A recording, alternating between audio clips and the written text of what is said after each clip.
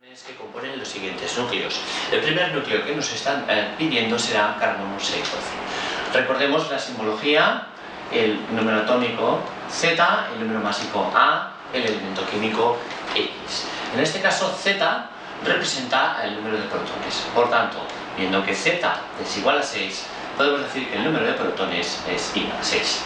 Por otro lado, el número másico es la suma de protones y neutrones, las dos.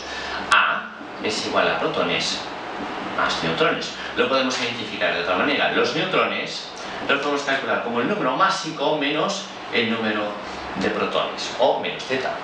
En este caso, el número de neutrones lo podríamos calcular como 12 menos 6.